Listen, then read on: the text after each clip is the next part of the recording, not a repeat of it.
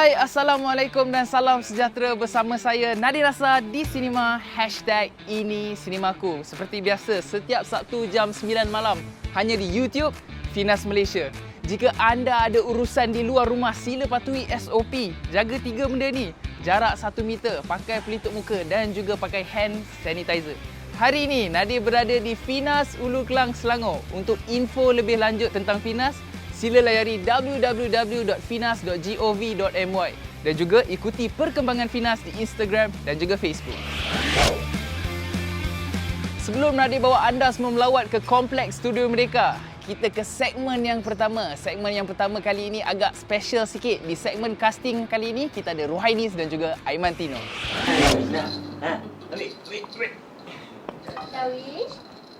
Nur Rohainis Farehah, pelakon kecil molek yang semakin mendapat perhatian di mata penggiat seni tempatan.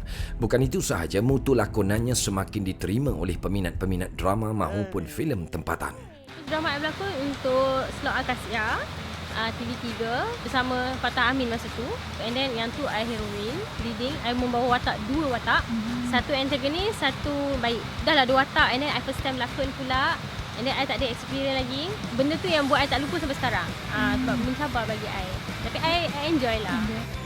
Walaupun baru bergelar anak seni 5 tahun, namun Rohainis perasa amat bertuah apabila pelbagai watak telah dilakonkannya. Ini namanya murah rezeki. Jom kita tanya, watak manakah yang memberi impak kepada Rohainis? 2 drama yang betul-betul melekat yang orang ingat lah.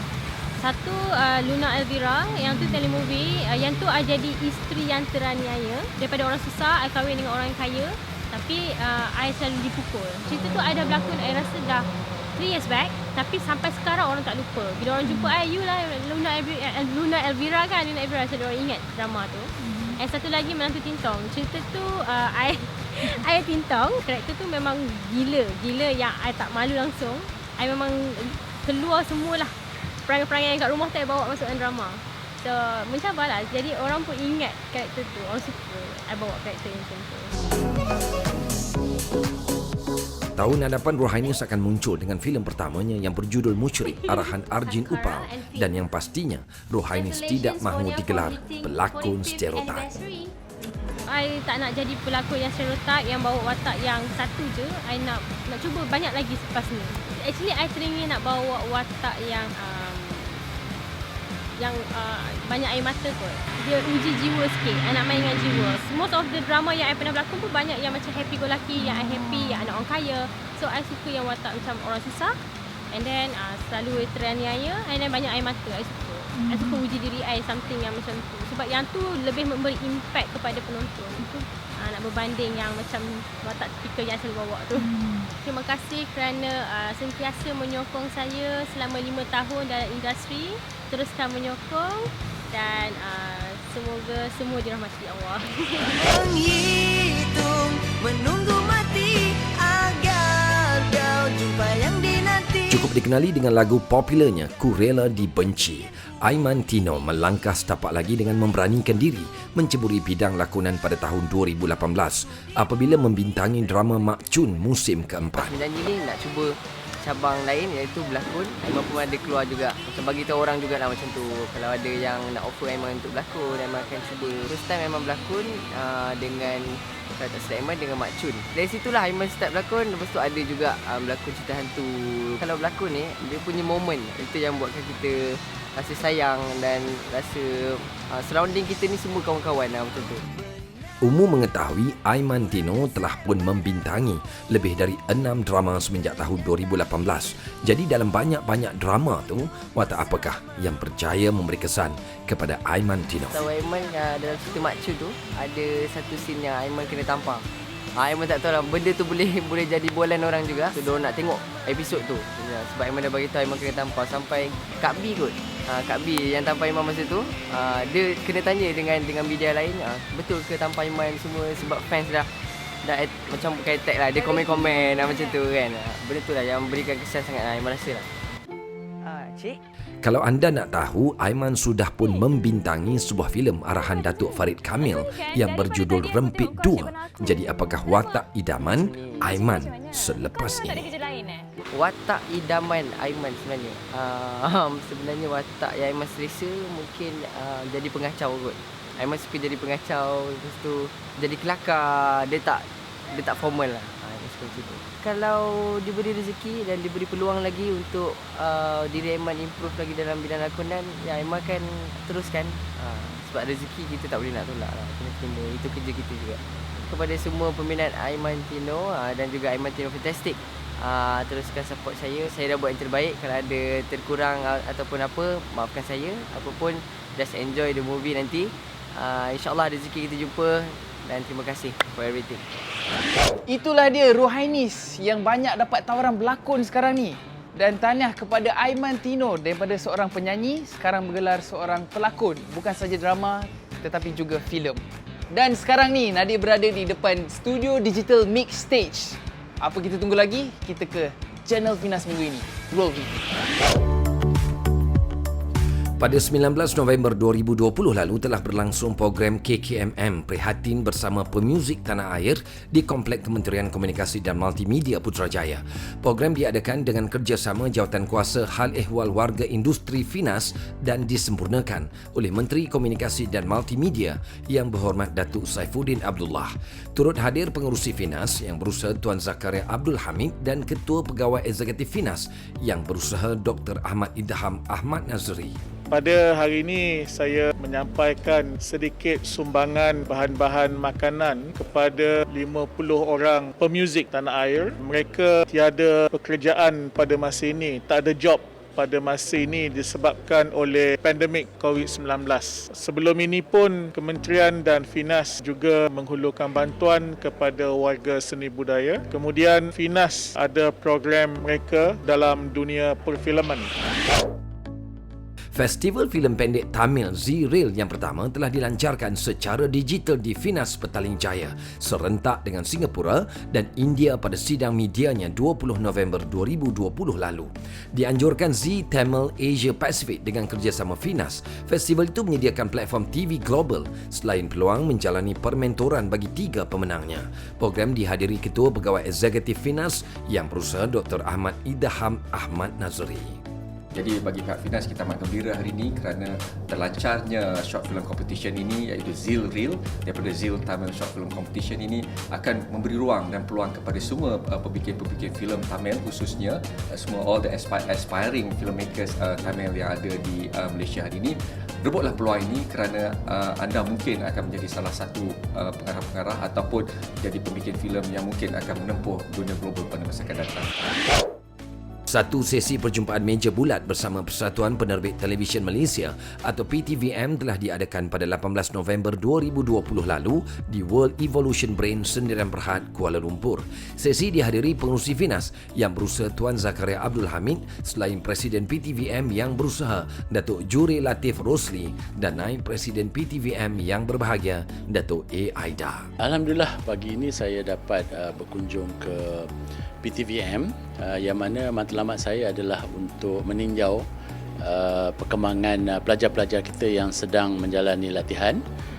Saya telah pun dimaklumkan oleh Presiden Persatuan Datuk Juhir tentang kaedah-kaedah persatuan ini melatih anak-anak kita ataupun adik-adik kita dalam menyiapkan diri mereka untuk menyertai industri perfilman. Setiap tahun syarikat saya World Evolution Brain Malaysia Sdn Bhd menerima pelatih-pelatih daripada universiti. Jadi bagi saya lah bila syarikat penerbitan ini ada projek-projek, maka student-student ni dapat menimba ilmu. Jadi yang kita nampak adalah selepas mereka bergraduasi, mereka keluar daripada universiti, kita mengharapkan mereka masuk dalam industri. Pada hari yang sama turut berlangsung rancangan Temu Minda KKMM Belanjawan 2021 dan Anak Muda bersama Menteri Komunikasi dan Multimedia Yang Berhormat Datuk Saifuddin Abdullah di Wisma TV Angkasa Puri.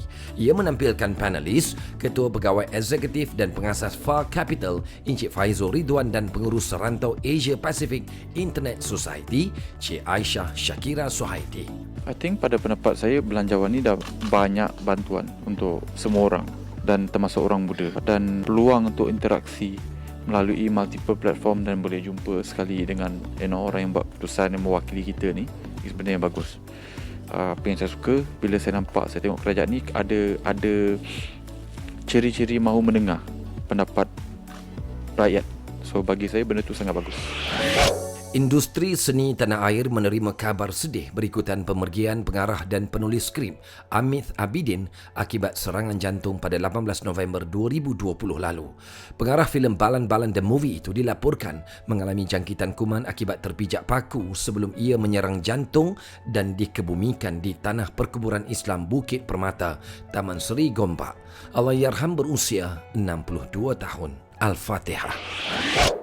4 bulan selepas disahkan mengidap barah usus tahap 4, pelawak, pelakon dan pencipta lagu Pak Lah Cecupak telah menghembuskan nafas yang terakhir pada pagi 21 November 2020 lalu.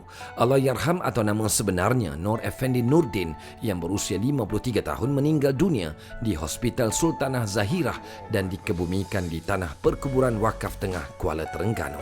Salam takziah daripada Finas, semoga Tuhan mencucuri rahmat ke atas roh kedua-dua mereka. Al-Fatihah. Masuk kontes tentang beauty contest, lepas tu dapat nombor 3, lepas tu ada director panggil kita, dia suruh casting. Nama dia Abang Badar.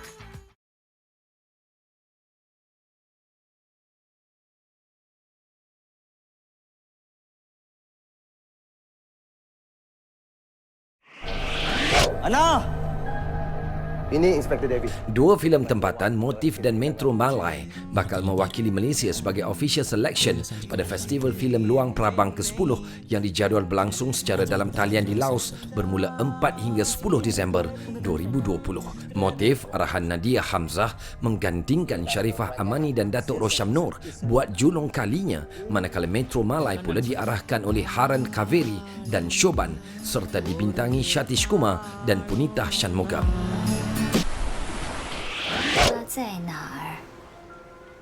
Festival Filem Asia Jogja Netpack ke-15 di Yogyakarta, Indonesia yang bermula antara 25 hingga 29 November 2020 pula menyaksikan penyertaan 3 karya arahan pengarah muda, antaranya Edmund Yeo menerusi filem Malu.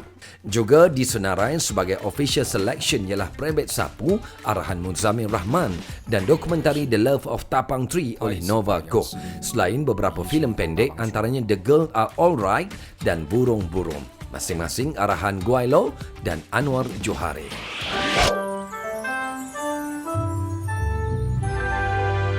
Di Norway baru-baru ini, filem animasi pendek Kring telah mengharumkan nama Malaysia selepas dinobatkan sebagai filem animasi terbaik untuk kanak-kanak pada Festival Animasi Antarabangsa Re-Enigma Bergen 2020.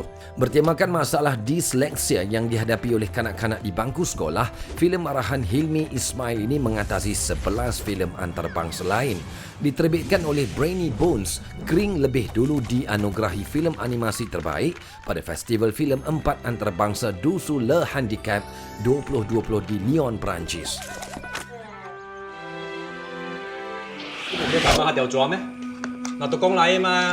Jenis kebangsaan di negara ini harus bekerjasama. Chong Kiat An pula merangkul 2 anugerah iaitu pengarah baharu terbaik dan Persekutuan Antarabangsa Pengkritik Filem atau FIRASI pada anugerah Golden Horse Taipei ke-57 baru-baru ini menerusi filem The Story of Southern Island. Dibintangi oleh Season Chi, Pearly Chua dan Jojo Goh, filem yang turut dicalonkan bagi kategori lakon layar asal terbaik pada festival sama ini diinspirasi oleh kisah benar yang berlaku di sekitar Gunung Keriang di Kedah pada era 1980-an. Syabas dan tahniah daripada Finas.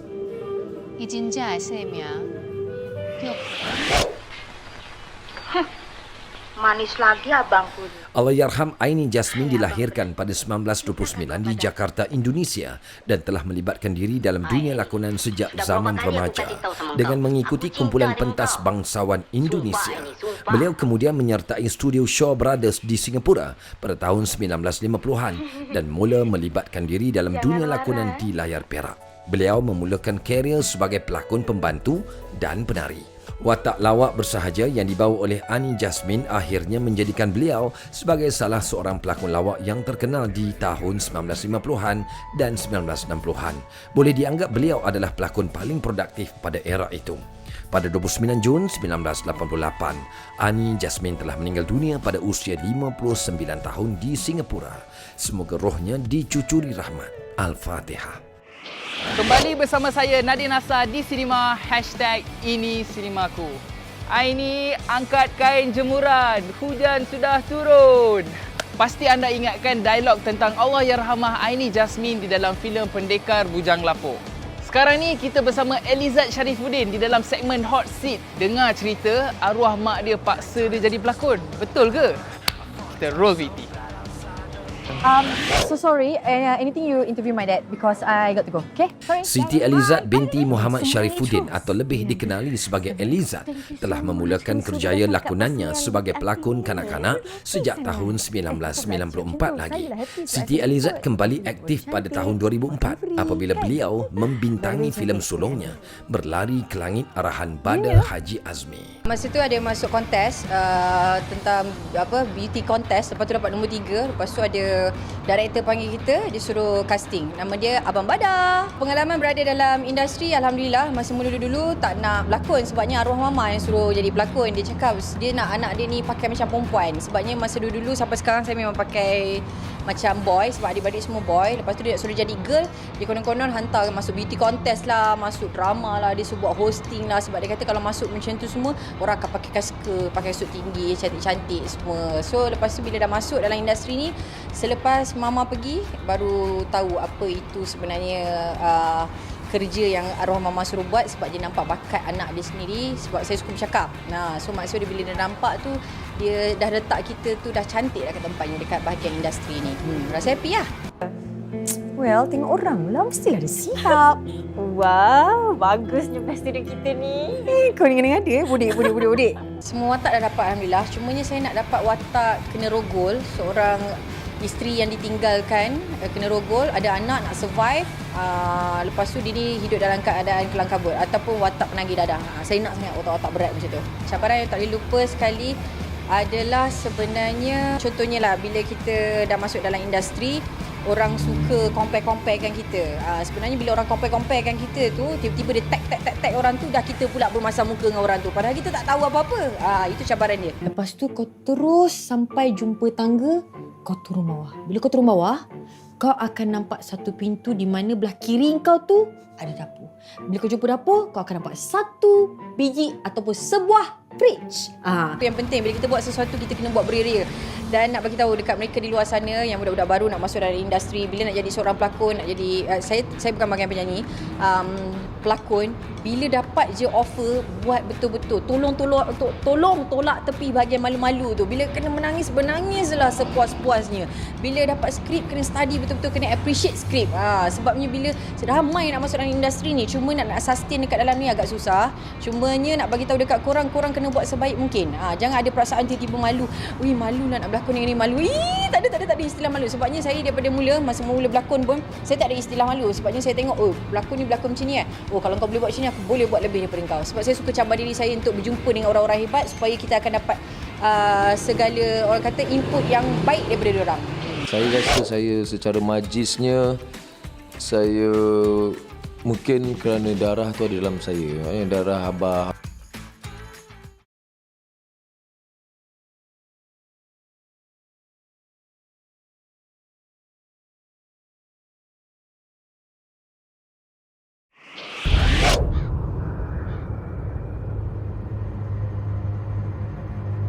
Bila sebut sahaja nama Tony Jaa, pastinya kita akan teringatkan lakonan beliau dalam siri filem Ombak dan Tom Yang Gun.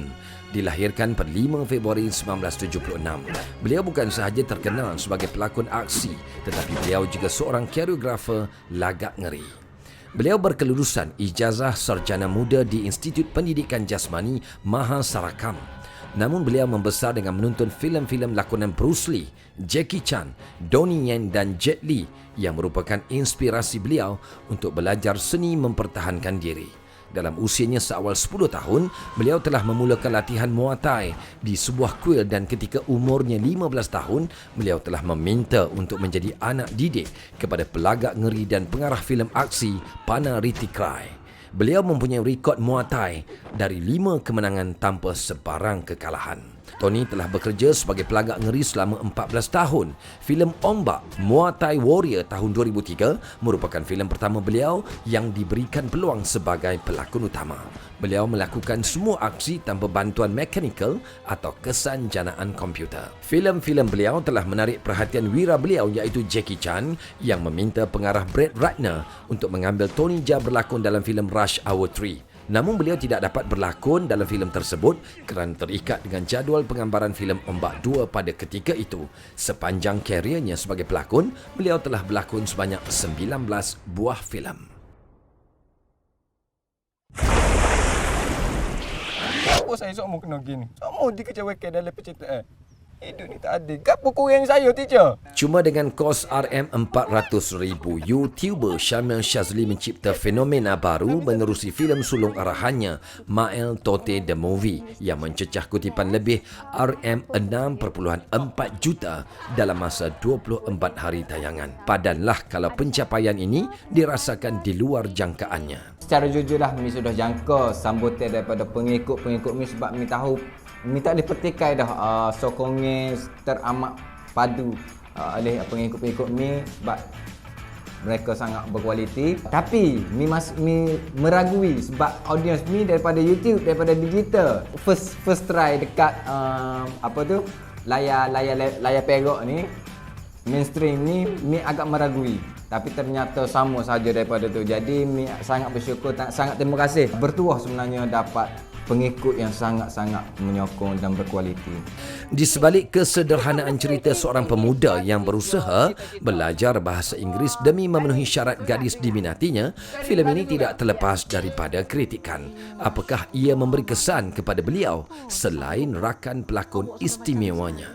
Bila kritikan dengan pujian itu tidak memberi kesan, tapi cuma kecaman, kutukan, kutukan lah. Betul lah, sangat memberi kesan dia.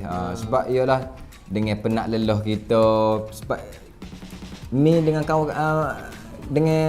kawan-kawan je tahu apa kita punya usaha, letih, penat lelah apa semua. Tiba-tiba orang yang tak tahu menahu ni, kononnya tahu semuanya ni, datang cakap macam ni lah, bagi kritik, bagi kecaman lah, kutukan lah.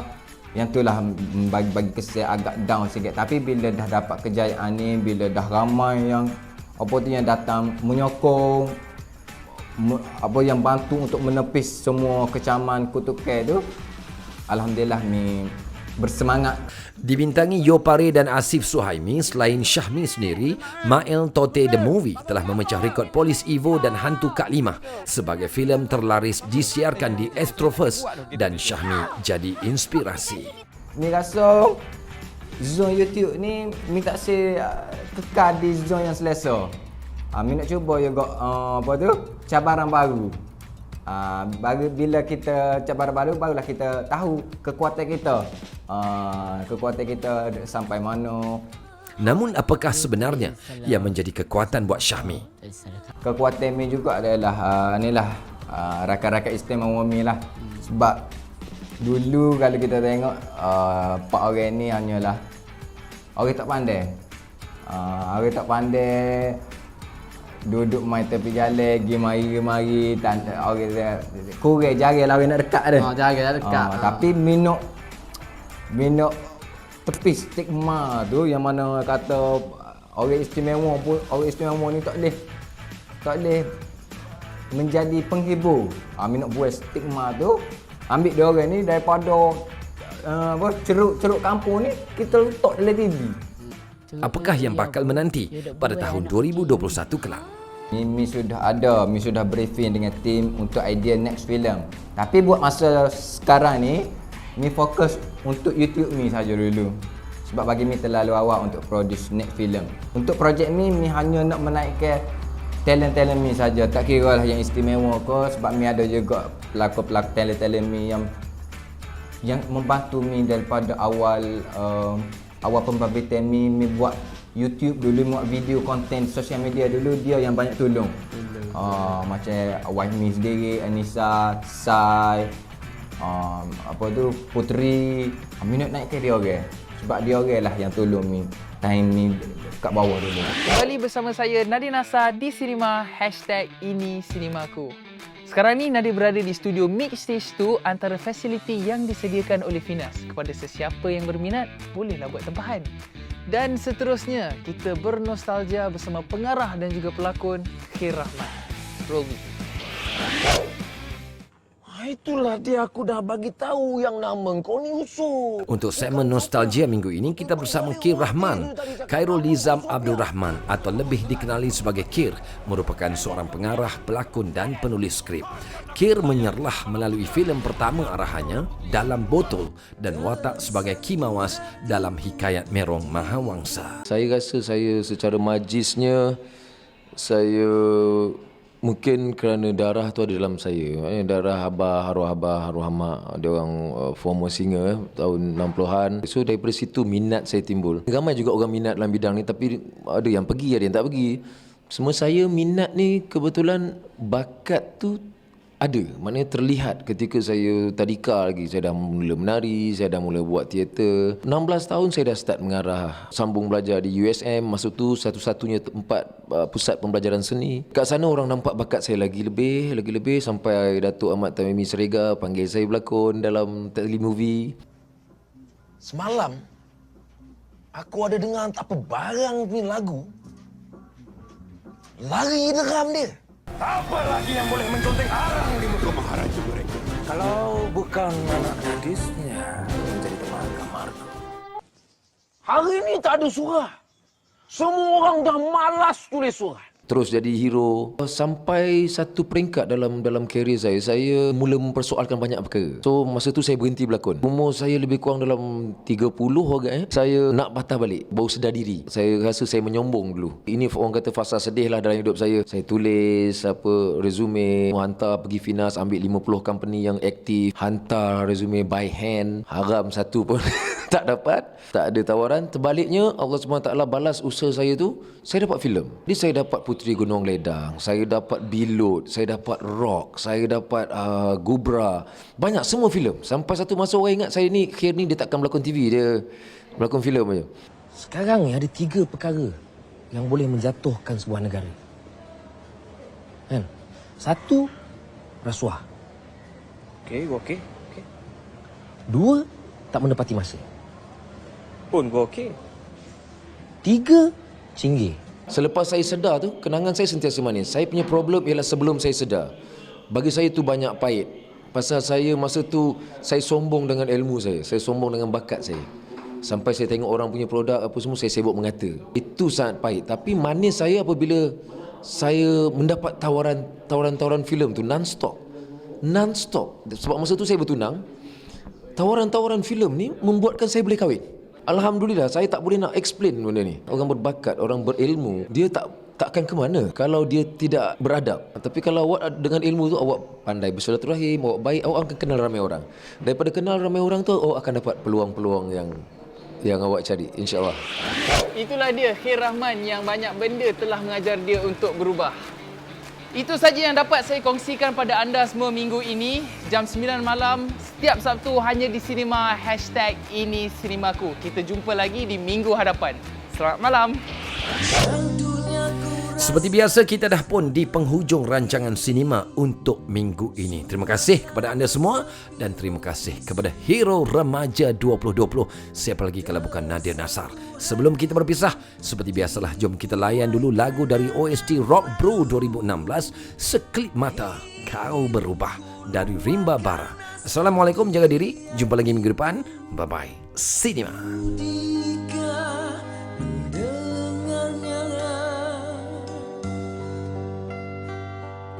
Sebenarnya engkau masih ku sayang, dia pun tak dapat bersama.